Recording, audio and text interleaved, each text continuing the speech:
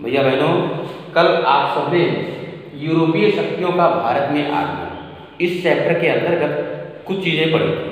आज हम उससे आगे की चीज़ें पढ़ेंगे। भैया बहनों, कल हमने बताया था आपको, जब तुर्कों ने कुस्तुनतुनिया पर अधिकार कर लिया था और चूँकि कुस्तुनतुनिया व्यापारिक मार्ग में पड़ने वाला एक शहर था, तो उस पर तुर्कों के अधिकार हो जाने से भारत और यूरोपीय व्यापार में रुकावटें आई। परिणाम स्वरूप यूरोप के कुछ नाविकों ने नए मार्ग यानी जल मार्ग, जिसको हम समुद्री मार्ग भी कहते हैं, उसे खोजने का प्रयास शुरू कर दिया। उन लोगों के मन में तो बात आ गई कि नए मार्ग खोजे जाएं, किंतु सबसे बड़ी बात ये थी कि नए मार्गों को खोजने के लिए धन की आवश्यकता थी। उस समय यूरोप में राजा और रानी हुआ करते थे। उन नाविकों ने राजा और रानियों से संपर्क किया, उनको बहुत सारी बातें बताई। उसमें से 3 बातें महत्वपूर्ण हैं: धन, धर्म और ध्वज। वो लोग बड़े ही महत्वाकांक्षी थे, बड़े ही आगे तक सोच रखने वाले यानी दूरदर्शी राजा लोग थे।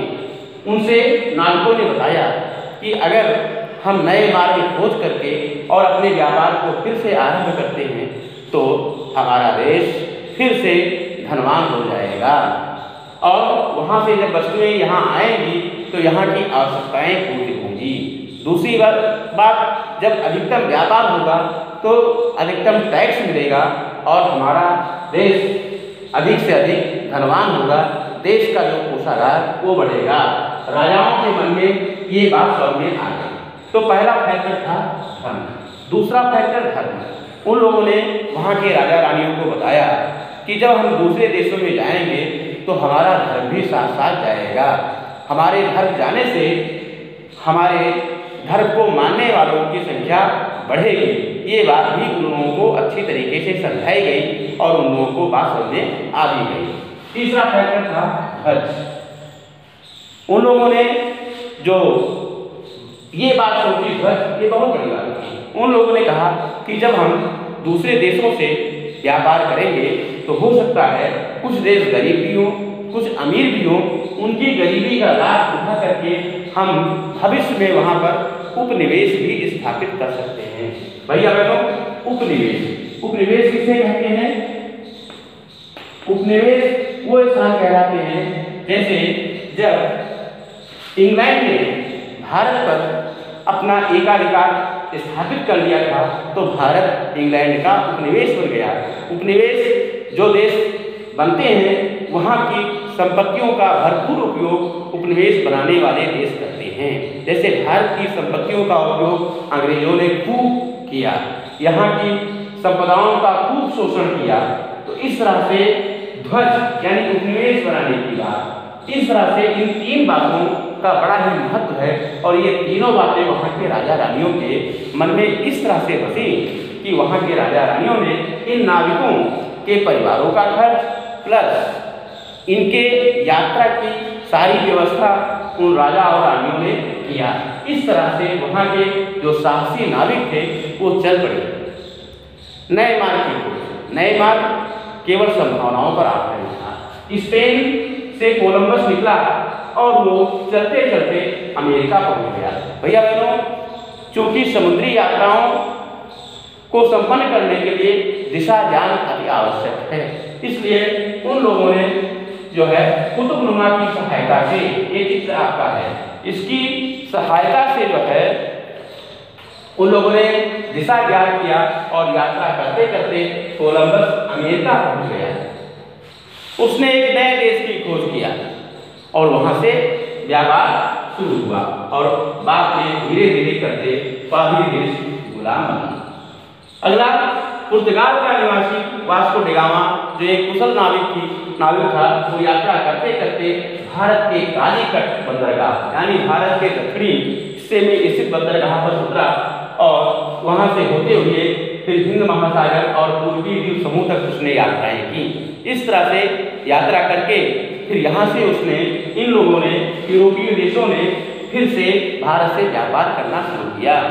भारत के आप जानते हैं मसाले, दक्षिण भारत के मसाले विश्व प्रसिद्ध हुए, टूट पड़ गई।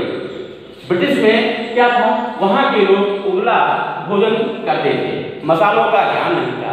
और आप जानते हैं जब यहाँ आकर के वास्को डी गामा ने यहाँ का चटपटा भोजन किया तो उसे बहुत भा गया और मसाला ले जा करके यहाँ से फिर यूरोप में बिकने लगा बहुत ही ऊंचे दामों पर, और इन लोगों को बहुत ही फायदा हुआ।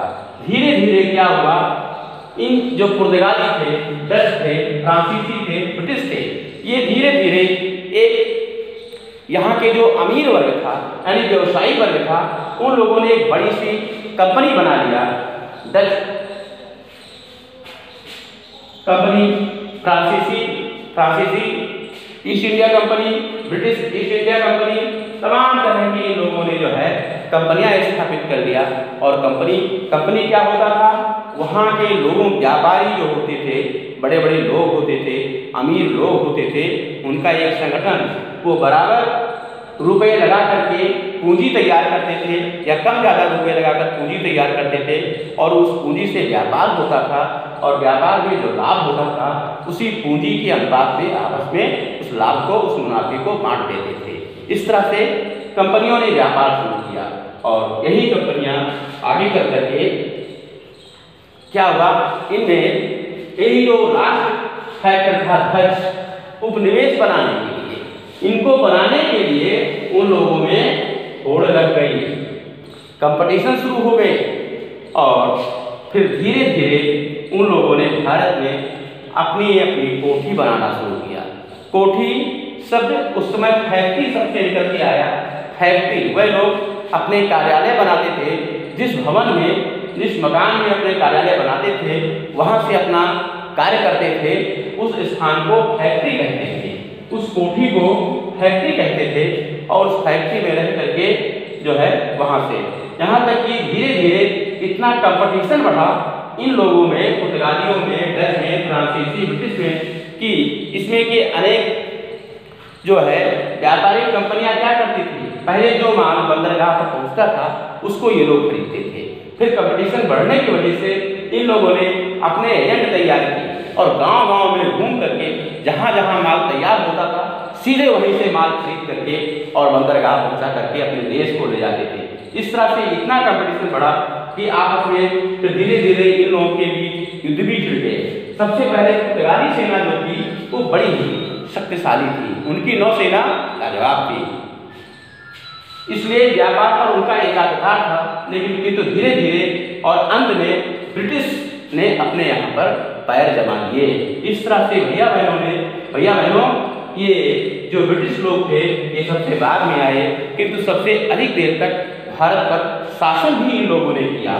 तो इस तरह से ये यूरोपीय शक्तियाँ भारत में व्यापार करने के बहाने से आई और ये बड़े ही जो है चालाक वर्ग थे और इन लोगों ने अपनी यहाँ पर जो यहाँ के राजा थे उनको बरगला करके धीरे धीरे उनसे टैक्स में छूट, स्थान पा लिया, कोठी बना लिया, सेना रख लिया और धीरे धीरे सब कुछ करते हुए और एक दिन ऐसा आया कि इन लोगों ने यहाँ के ही राजाओं को धमकाना शुरू कर दिया, यहाँ के व्यापारिक जहाज़ों को लूटना शुरू कर दिया और मजबूर होकर के यहाँ के राजाओं ने उनको अधिकतम छूटें प्रदान की। और एक समय ऐसा आया कि उसी मजबूरी का लाभ उठा करके इन लोगों ने अपने यहाँ पर पैर जमा लिए।